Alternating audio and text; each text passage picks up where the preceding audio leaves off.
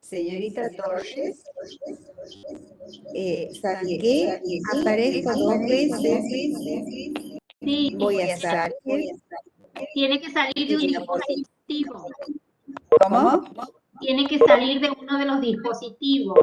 Sí, voy a salir y luego vuelvo a entrar.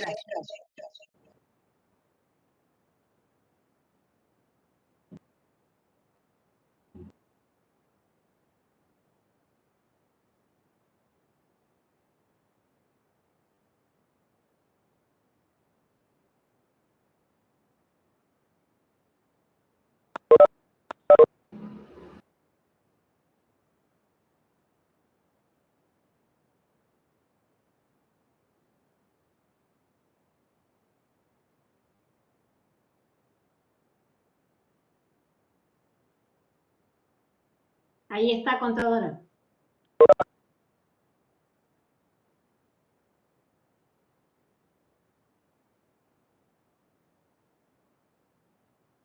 Bueno.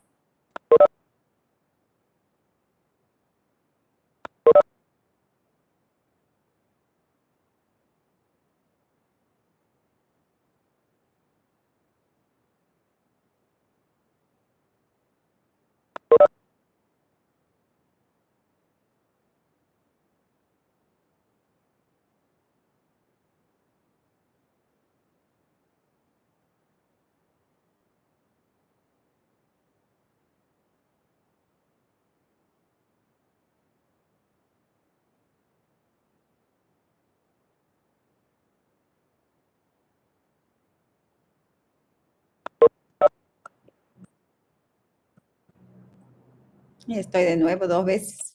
Estoy de nuevo 2 veces. 2 veces.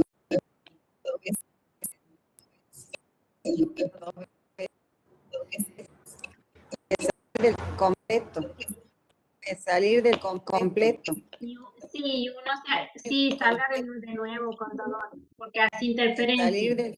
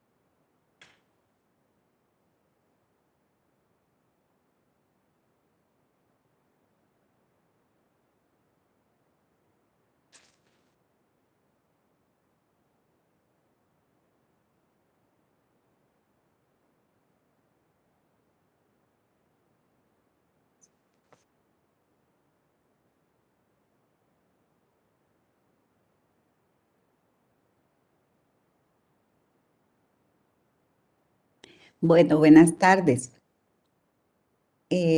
Vamos a continuar con las disposiciones legales sobre exposición de los estados contables. Habíamos quedado en el artículo, hemos terminado con el artículo 64 de la ley y vamos al artículo 65 de las notas y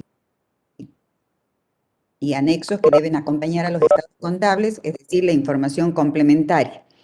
Vayan ubicando en la ley o en la cartilla. Me imagino que han sacado todos o se han bajado la cartilla de,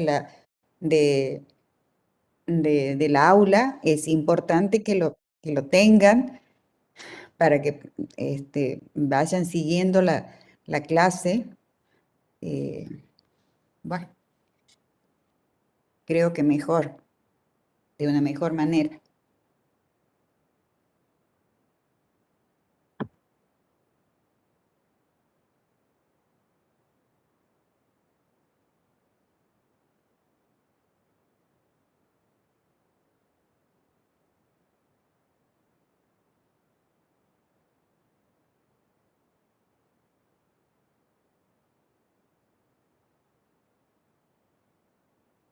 Bueno, no he terminado el cafecito, pero no importa. Bueno, el artículo 65, que se refiere a las notas complementarias a los estados contables. Generalmente se trata de información de tipo cualitativa, no contenida en el cuerpo principal de los estados contables. Y la ley hace un detalle enunciativo de cuáles son las notas, es decir, ello significa de que puede haber más notas de las que aquí se enuncian. Lo importante en el caso de las notas complementarias a los estados contables, es decir, que debe primar el criterio de prudencia y el criterio de información clara.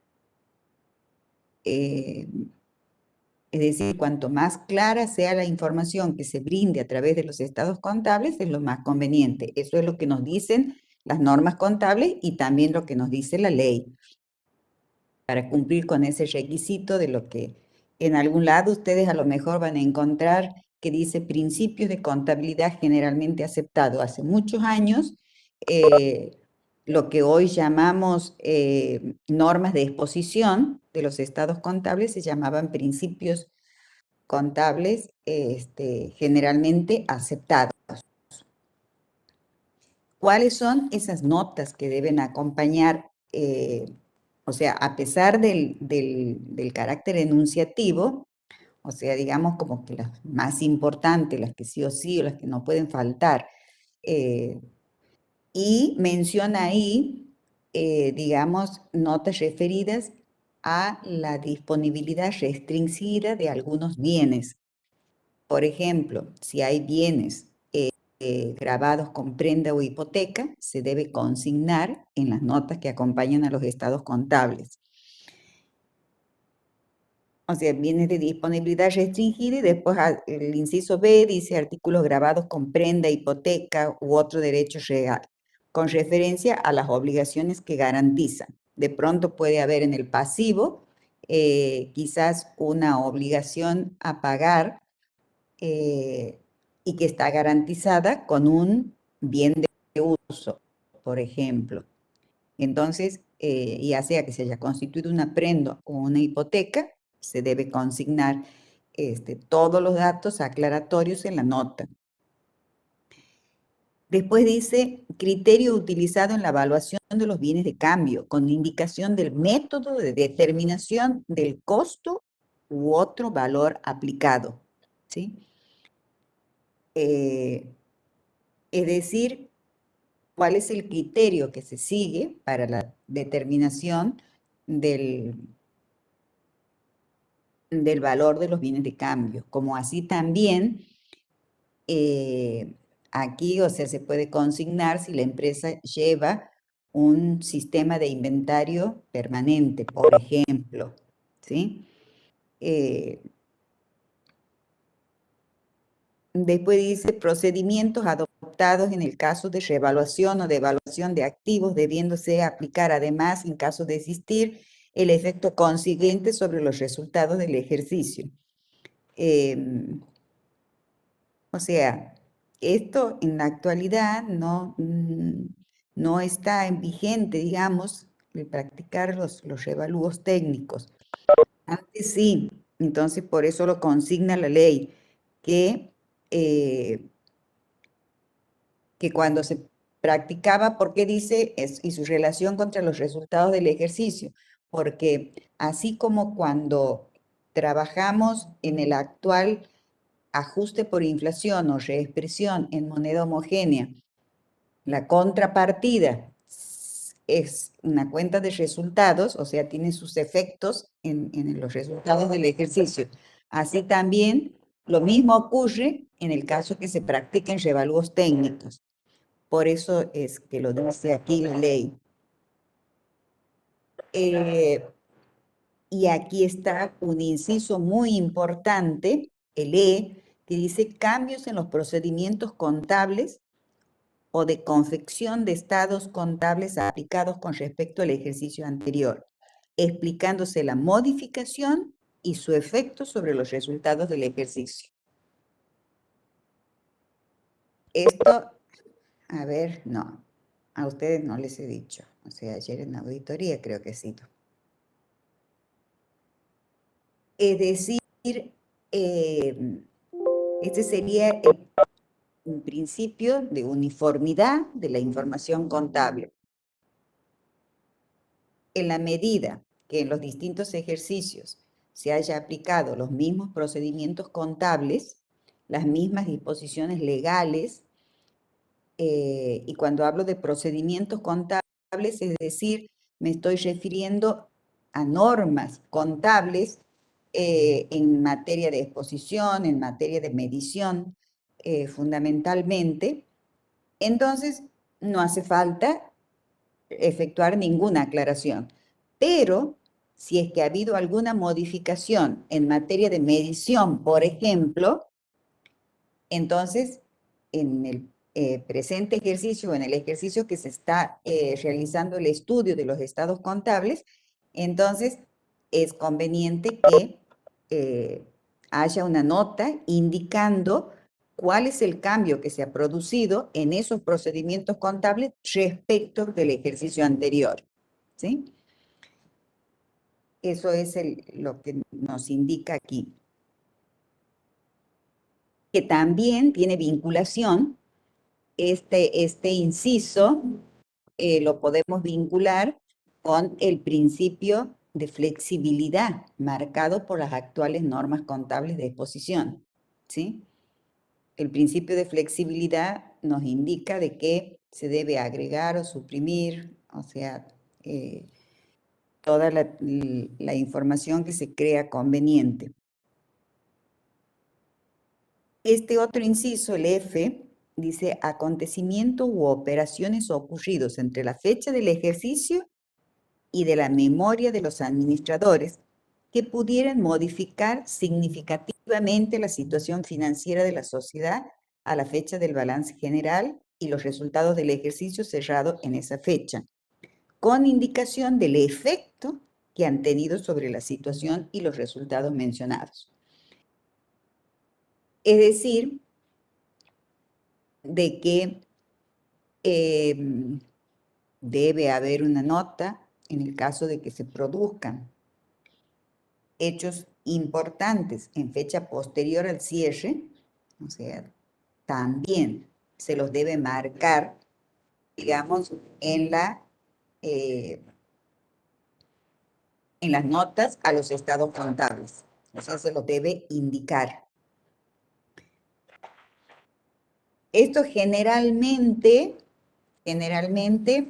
ocurre, por ejemplo, para darles un ejemplo, si nosotros estamos trabajando el 31 de diciembre del 2020, seguramente los saldos al inicio se pueden haber visto, al inicio del 2020 se pueden haber visto modificados, por ejemplo, por la distribución de resultados, ¿sí?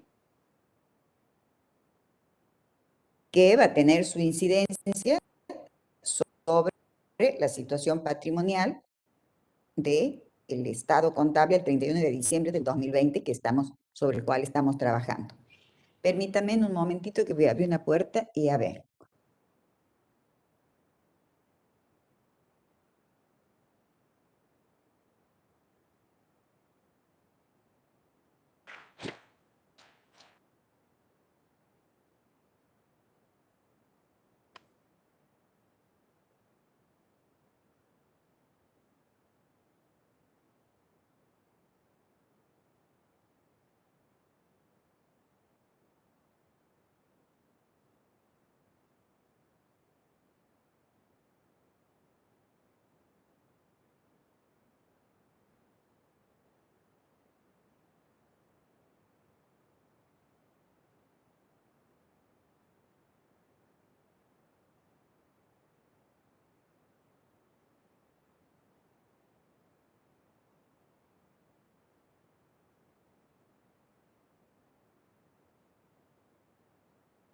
Bueno, ¿qué más? ¿Qué otra nota más? O sea, ahí en el caso de esa nota que he hecho referencia a la forma de medición de los bienes de cambio, la ley no lo dice específicamente, pero sí es conveniente que para todas las cuentas que se pongan en los estados contables, se haga referencia a la forma de medición, ¿sí? Por ejemplo, si estamos hablando de dinero en efectivo o el saldo de dinero en las cuentas corrientes bancarias, según las normas contables vigentes, nos indican de que deben estar expresados a su valor nominal. Entonces, tenemos que referenciarlo. En el caso de los bienes de uso, también tiene que haber una nota referida a la medición de los bienes de uso. ¿Qué es lo que nos dicen las normas contables? De que los bienes de uso deben estar medidos al cierre al valor residual, es decir, al valor de origen menos las depreciaciones acumuladas al cierre, e indicando también cuáles han sido los métodos de depreciación que se han utilizado, ¿sí? Si se ha utilizado el método lineal, el método creciente por suma de dígitos o decreciente o por unidades producidas, como así también hace referencia a que ese valor asumido por los bienes de uso no supera su valor recuperable. Todo eso lo dicen las normas contables y lo tenemos que consignar en la nota referida a la medición, por ejemplo, de los bienes de uso. ¿Sí? Bien. Después, nota referida al resultado de operaciones con sociedades controladas, controlantes y vinculadas separadamente por sociedad. O sea, en el supuesto caso de que la empresa que estamos realizando el análisis tenga participación permanente en otras sociedades o tenga inversiones transitorias, corrientes, digamos, también se debe indicar,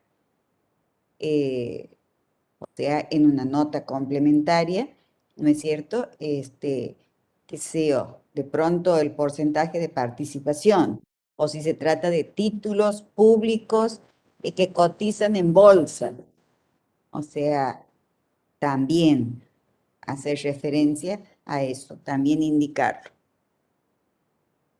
Después dice restricciones contractuales para la distribución de ganancias, monto de avales y garantías a favor de terceros, documentos descontadas y contingencias acompañadas de una leve explicación cuando ello sea necesario. Bueno.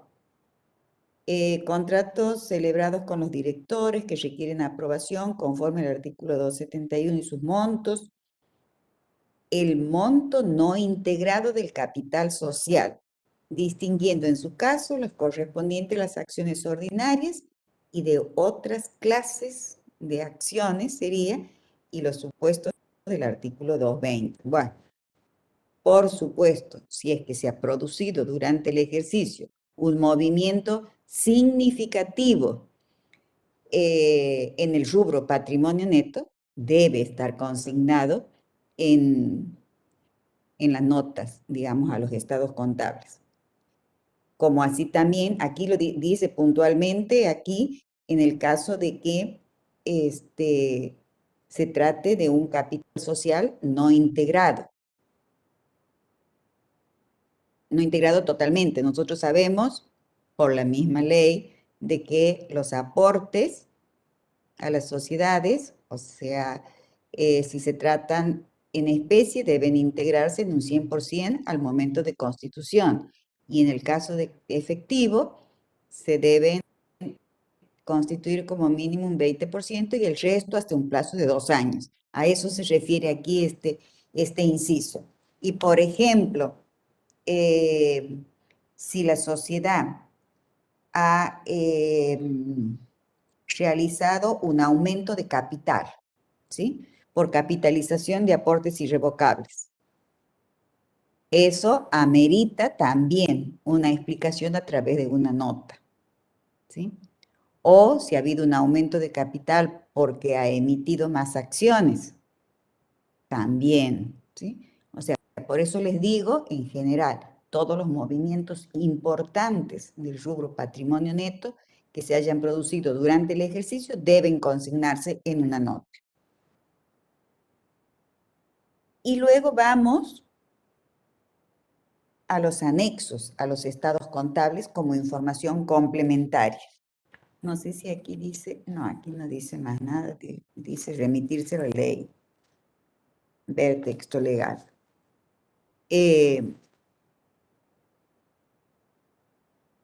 ¿Cuáles son los anexos que nosotros conocemos?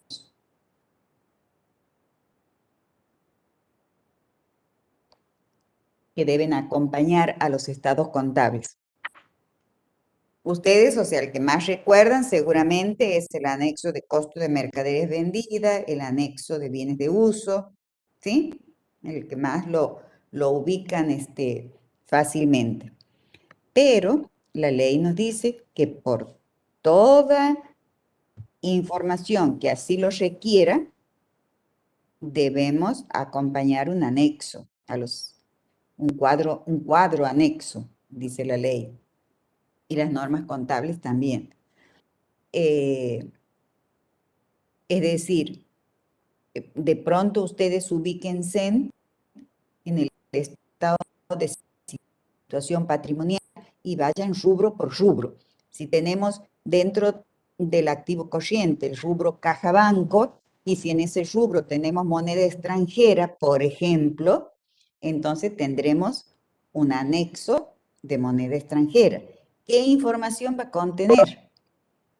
O sea, el nombre de la cuenta, el tipo de moneda de que se trata, ¿sí? El saldo al inicio, los aumentos, las disminuciones, el saldo al cierre, el valor de cotización al cierre y el valor expresado en moneda de curso legal. Mínimamente esa es la información que tendría que tener el anexo de moneda extranjera. Luego, si tenemos inversiones transitorias o inversiones corrientes, también podemos tener por títulos públicos, ¿sí? La cuenta títulos públicos que cotizan en bolsa, también vamos a tener un anexo de títulos públicos. Luego vamos al rubro créditos. En el rubro créditos, ¿qué anexo debemos acompañar? Fundamentalmente el anexo de previsiones y reservas. Es decir, si la empresa constituye previsión para deudores incobrables, entonces tenemos que tener ese anexo. ¿Qué información va a contener? También una columna referida al nombre de las cuentas, el valor al inicio, los aumentos, las disminuciones, el valor al final. Supongamos de que en el presente ejercicio se ha procedido a aumentar la previsión y también se ha consumido, o sea, se ha hecho uso de la previsión que existía. Entonces vamos a tener importes al inicio, en los aumentos, en las disminuciones y un saldo al cierre. ¿Sí? Después de activos intangibles. Generalmente, ahí en la cartilla, creo que hay un anexo de activos intangibles. A ver.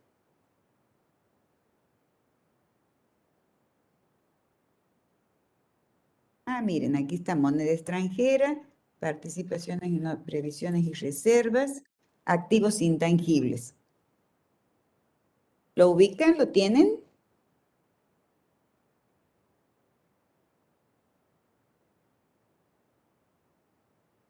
Sí, profe. Bueno, o sea, ahí tienen, o sea, ahí está, bueno, perfecto. con la información. Denominación del ente, anexo, o sea, tiene que estar identificado el anexo con un número, con una letra, de manera secuencial, tiene que ser esa identificación. Bienes intangibles, hice por el ejercicio anual, finalizado el comparativo con el ejercicio anterior. Es decir, es el mismo título que tienen los estados contables, el estado de situación patrimonial, porque este anexo, en este caso, es parte integrante del estado de situación patrimonial, por lo tanto tiene el mismo título. Tenemos el nombre de la cuenta, saldo al inicio, los aumentos, en concepto del que fuere, el importe, las disminuciones. Supongamos que tenemos una patente de invención al inicio y que durante el ejercicio se ha vendido esa patente de invención. Vamos a cubrir la columna de disminuciones y concepto va a ser venta, el importe por el que se ha vendido y el saldo al cierre. Después, siguiendo en el orden de exposición del estado de situación patrimonial, después de activos intangibles, ya vamos a bienes de uso. ¿Y he dicho bienes de cambio? No, no he dicho bienes de cambio. O sea, a bienes de cambio vamos a tener el anexo de costo de mercaderías vendidas o de costo de productos producidos y vendidos, ¿sí? Luego el anexo de bienes de uso para el rubro bienes de uso. Aquí también en la cartilla tienen un ejemplo que también lo pueden ver en la resolución técnica.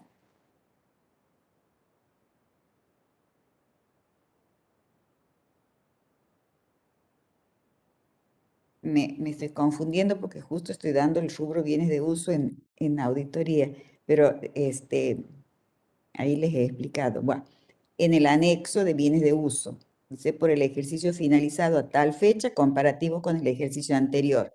Las cuentas, el valor al inicio, las altas, las bajas, el valor al final, columnas referidas a las depreciaciones anteriores, ejercicio acumulada, valor residual y una columna referido al valor residual del ejercicio anterior, ¿sí? Respecto de la forma que deben asumir los anexos, o sea, la ley simplemente nos dice saldos al inicio, aumento, disminuciones y saldo al final, ¿sí? Es decir, ¿qué quiere decir? De que mínimamente esa es la información que deben contener los anexos. De pronto puede haber para el pasivo alguna cuenta que amerite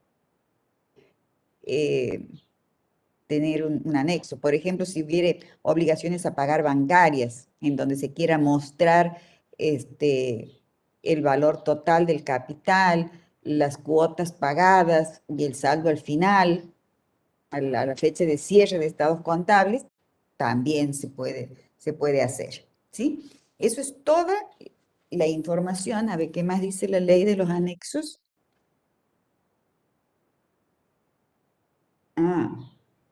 Y no lo he mencionado, al anexo de participaciones permanentes en otras empresas. O sea, el rubro de inversiones no corrientes.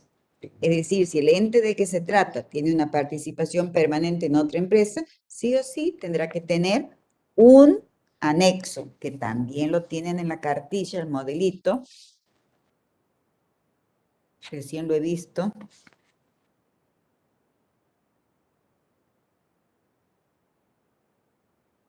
Que ahí tienen.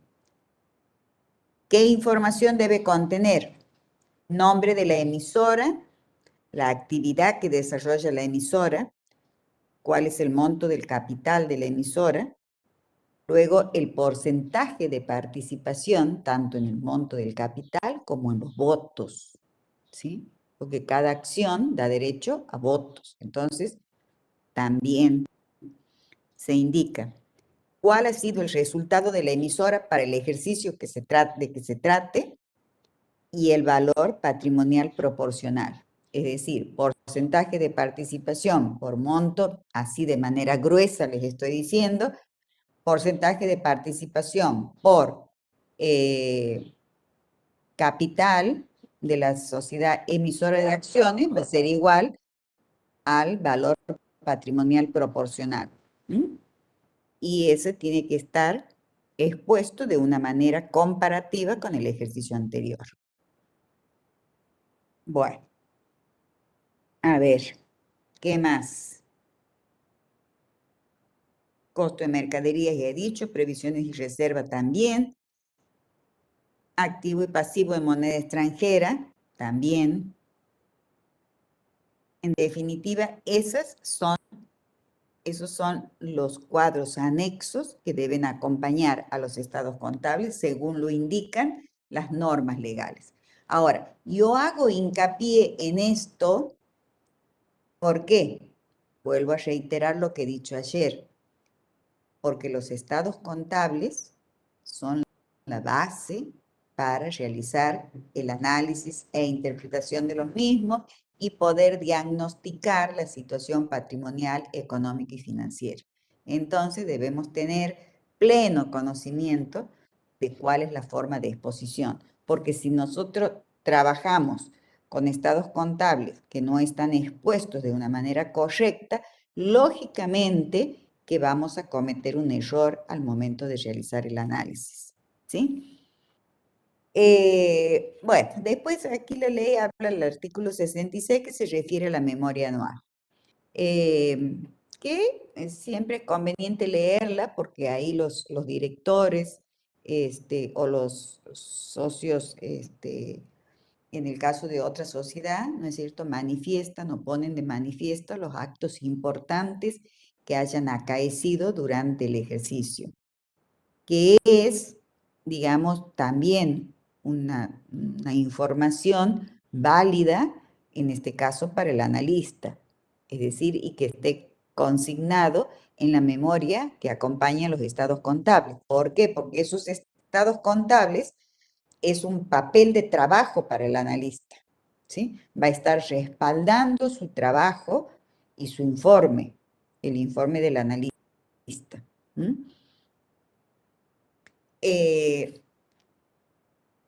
O sea, ese sería el contenido de la ley en materia de exposición. Ahora, si nosotros vamos normas contables, nos tenemos que remitir a la resolución técnica 8 y 9. Acuérdense que cuando dábamos el concepto de ordenamiento esquemático de cuentas, ¿sí?, decíamos que ese ordenamiento, esa estructura que debían tener los estados contables, se basa en normas legales y en normas contables. La resolución técnica 8 y 9. Ahí es importante tener presente qué es lo que las normas contables toman de la ley y qué es lo que agregan el contenido de la ley.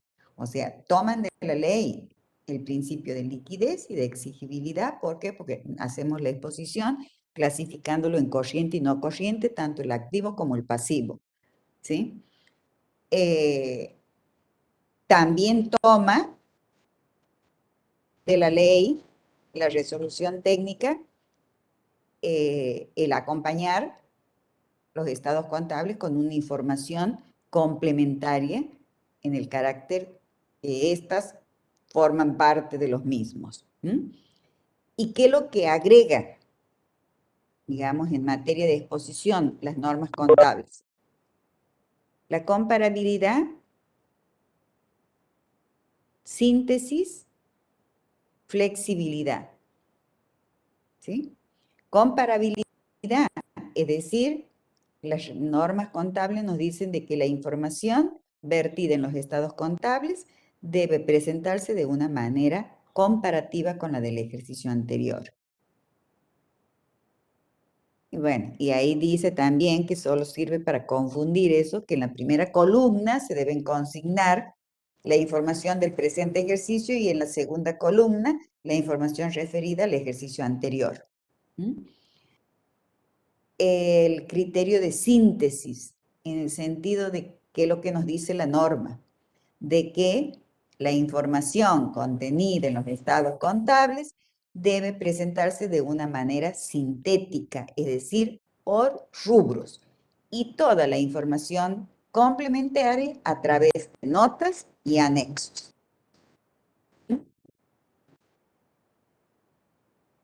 Debiendo, o sea, esa información complementaria estar consignada o identificada, digamos, en el cuerpo principal de los estados contables a través de un número, de una letra y de una manera secuencial, ¿sí? Por ejemplo, en el rubro caja bancos, vamos a poner el importe total, o sea, caja bancos, 1.000 pesos. Y abajo vamos a poner según nota número tal. Y anexo, si es que hubiera algún anexo, referido a ese rubro. O sea, ¿me entienden, no es cierto? ¿Sí? Bueno.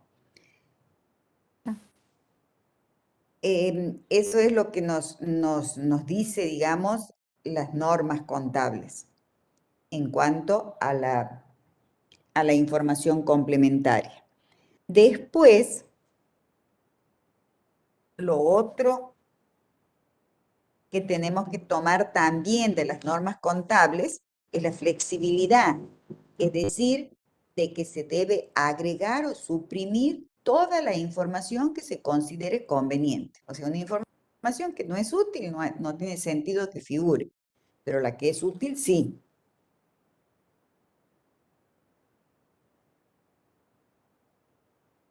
A ver.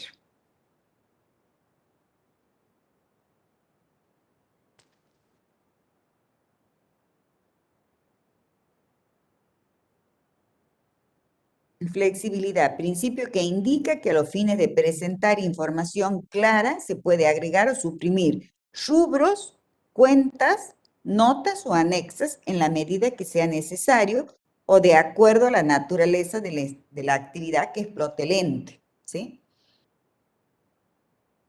A eso se refiere la flexibilidad incorporada por las normas contables.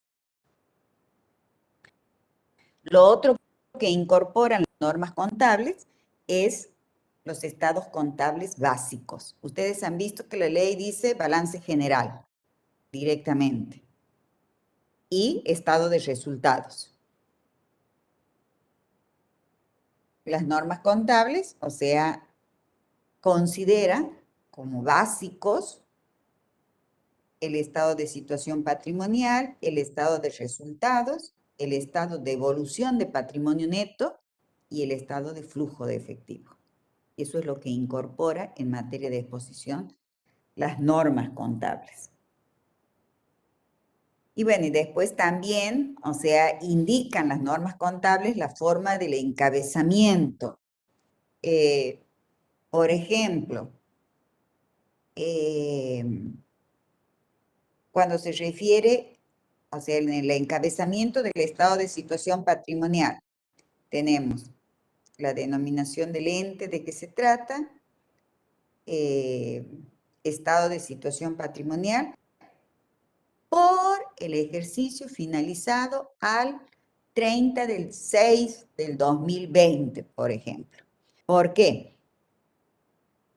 Porque el saldo que figura expuesto en los estados contables se refieren a un momento de la vida del ente. Por eso dice finalizado a tal fecha. Mientras que en el encabezamiento del estado de resultados, las normas contables nos dicen que debe consignarse o debe indicarse por el periodo comprendido entre el 1 de julio del 2019 y el 30 de junio del 2020, por ejemplo. ¿Por qué? Porque incluye las operaciones que se han producido durante el ejercicio. O sea, muestra el resultado de las de cada una de las cuentas por el periodo del ejercicio comercial, lo cual es importante. Después, bueno, aquí ya está lo que les he dicho en cuanto a las notas y anexos, según la resolución técnica 8 y 9, es exactamente igual a lo que dice la ley, o sea, no tiene sentido que la volvamos a repetir.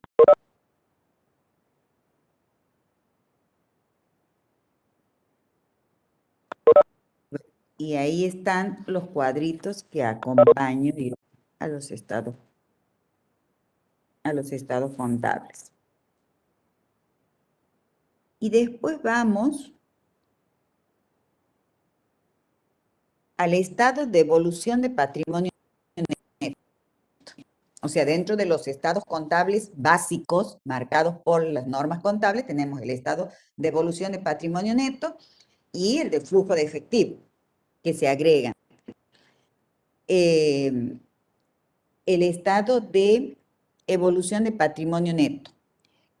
¿Recuerdan ustedes que allá el artículo 64 de la ley decía de que el estado de resultados debe estar acompañado del estado de evolución de patrimonio neto, el cual debe mostrar los movimientos, los saldos al inicio, los movimientos ocurridos en el patrimonio neto durante el ejercicio y los saldos al final? ¿Mm?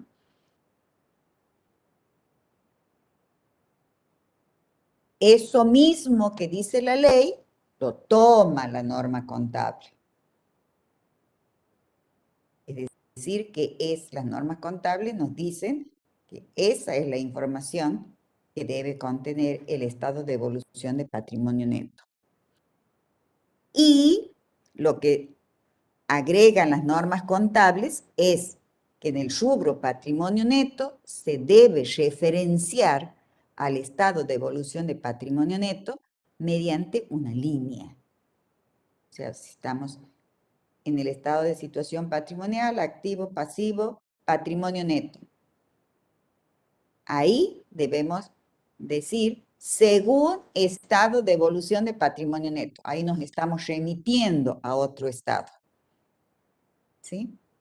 Entonces, ¿qué es lo que contiene? ¿Qué información contiene ese estado de evolución de patrimonio neto? Y aquí, o sea, yo siempre les hago la aclaración de que el rubro patrimonio neto está integrado por 3 subrubros: capital, reservas y resultados. ¿Por qué digo subrubros? Porque cada uno de esos subrubros incluye una serie de cuentas. Y es así de que dentro del subrubro de capital, ¿qué cuentas tenemos? La cuenta capital, para el caso que se trate de empresas unipersonales. La cuenta capital social, si se trata de una sociedad legalmente constituida. La cuenta ajuste de capital, las cuentas primas de emisión, deducción de emisión, aportes irrevocables, por ejemplo, ¿sí?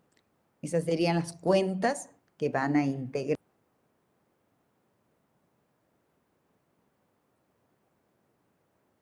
capital. Luego, ¿qué tipo de reservas conocemos? Las reservas legales, o sea, la reserva legal estipulada por el artículo 70 de la ley 19.550, las reservas estatutarias, que son las reservas previstas en el estatuto social o contrato social, y las reservas facultativas, que son las que se constituyen en virtud de una asamblea ordinaria o extraordinaria, ¿sí? Y luego tenemos los resultados, que incluyen resultados de ejercicios anteriores y resultados del ejercicio, ¿sí? Esas serían las cuentas integrantes del rubro patrimonio neto. En cuanto a la formulación, o sea, la ley nos dice saldos al inicio, o sea, el nombre de las cuentas, saldos al inicio, aumento, disminuciones y saldo al final. Las normas contables, ¿qué nos dicen al respecto? Sí, esa información, pero nos muestran o nos indican una forma especial, que esa la deben conocer ustedes. Sea al cuadro, digamos, en donde volcamos la información referida al rubro patrimonio neto, se divide en dos grandes partes. Una que se refiere al aporte de los propietarios y otra a los resultados acumulados. Dentro de los aportes de los propietarios, ¿qué tenemos? Tenemos las cuentas, capital, social, ajustes de capital, aportes irrevocables, primas de emisión si hubiere, ¿sí? Y ahí un total. Dentro de resultados acumulados se divide en dos. Resultados diferidos y resultados de las ganancias reservadas, perdón, en tres se divide. Ganancias reservadas, resultados diferidos y resultados no asignados. Dentro de las ganancias reservadas, o sea, están las reservas, los distintos tipos de reservas, legal, estatutaria y facultativa. Resultados acumulados, tenemos resultados de ejercicios anteriores y resultados del ejercicio. Y lo que agregan las normas contables es de que ese estado de evolución de patrimonio neto debe presentarse en forma comparativa con el ejercicio anterior. Y ustedes tienen ahí, que sería importante, que no sé si es que todos los tienen a la cartilla, ahí tienen es la única manera que tenemos de manejarnos, no hay otra. Tienen un modelo de estado de evolución de patrimonio neto según lo indica la ley, un cuadrito según lo indica la ley, y otro cuadro según lo indican las normas contables, o sea, cuál sería la forma de exposición. Ahí cualquiera de las dos que me está, que está la carita, ¿lo tienen? Sí, profe. ¿Sí? Bien. Sí. Bueno.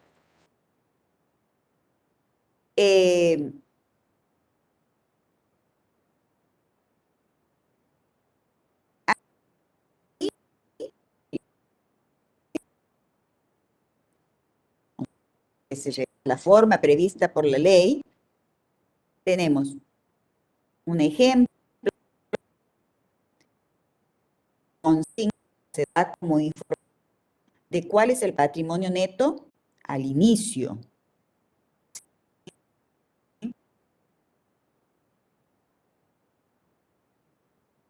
Del ejercicio.